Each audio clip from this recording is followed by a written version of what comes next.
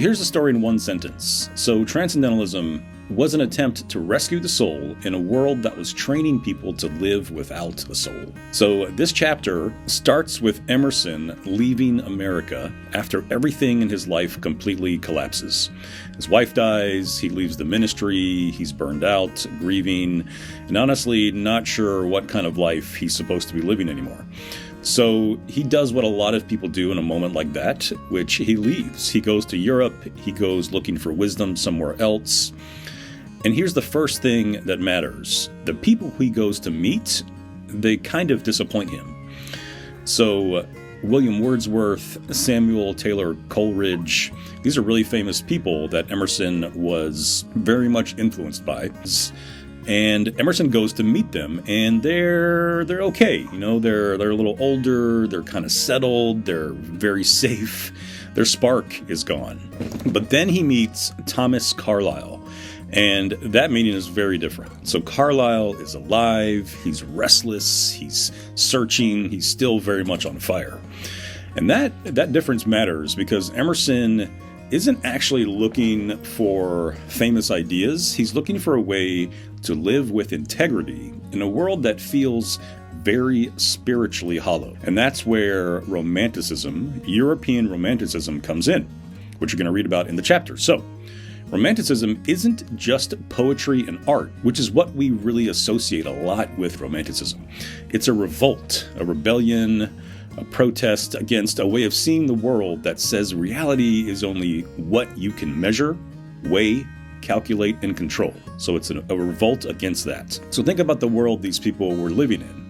The Industrial Revolution is shaping daily life. Factories, efficiency, productivity, material success, all these things are happening. Religion has become very rigid and formal. And something called the Enlightenment rationalism has trained people to distrust intuition, emotion, imagination, and inner experience, which is not a good thing. So Romanticism says something essential is really being lost in this new world of Enlightenment rationalism.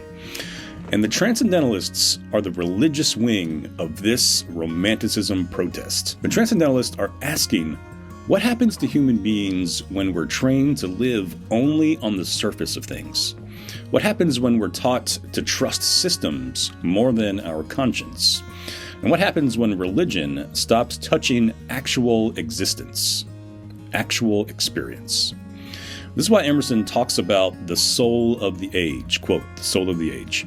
He's not talking about trends, he's talking more about the inner condition of a culture.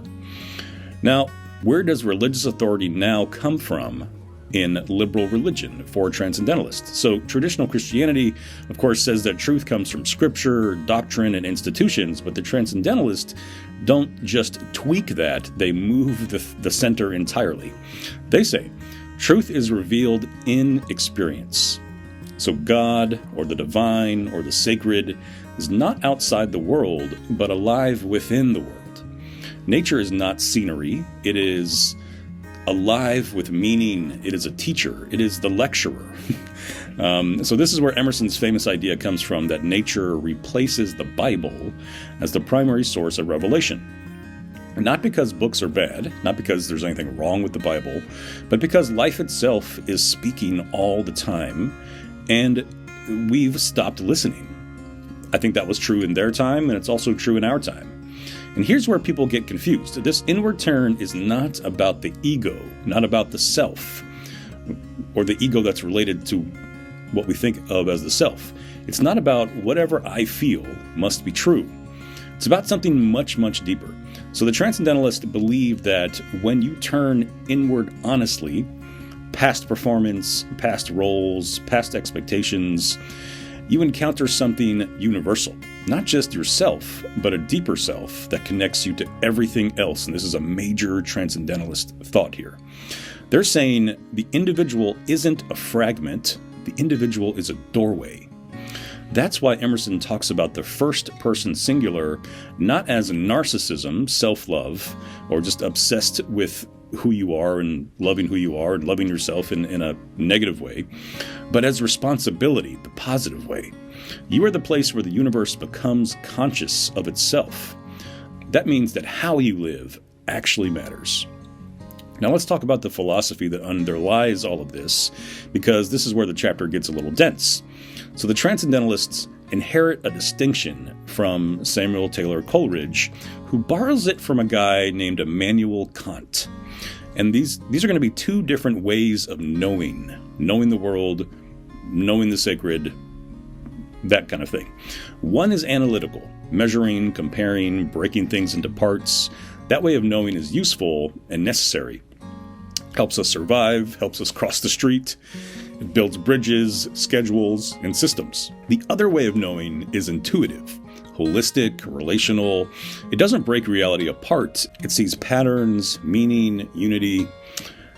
Now, the problem isn't that the first way, the mechanical way, exists. The problem is that modern culture treats the first way as the only way that counts. And Emerson says that when that happens, we fall asleep.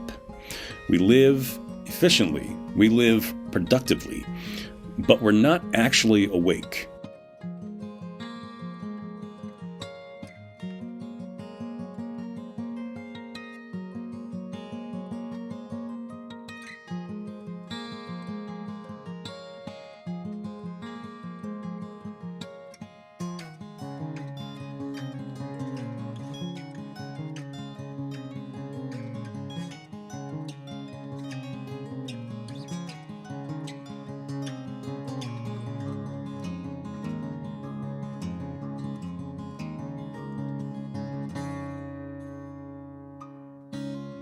And here's the painful honesty of this chapter. Those moments of deep insight, when everything feels connected, meaningful, alive, are real, but they don't last very long. They come and they go. They show up unannounced, and then they disappear. So that raises kind of a difficult question. If spiritual truth comes in moments, what do we do with the rest of the time that we have to live? So this is where Transcendentalism stops being abstract philosophy and becomes a spiritual practice. Emerson, Thoreau, Margaret Fuller, James Freeman Clarke, they're not satisfied with just having insights. They want to know, how can we prepare for these insights? How can we become the kind of people who are more receptive of what nature and the world and our lives and experience is teaching us? And can we live in a way that honors those moments instead of dismissing those moments? These are big questions. These are central questions of Transcendentalist spirituality. So this is where something called self-culture comes into play.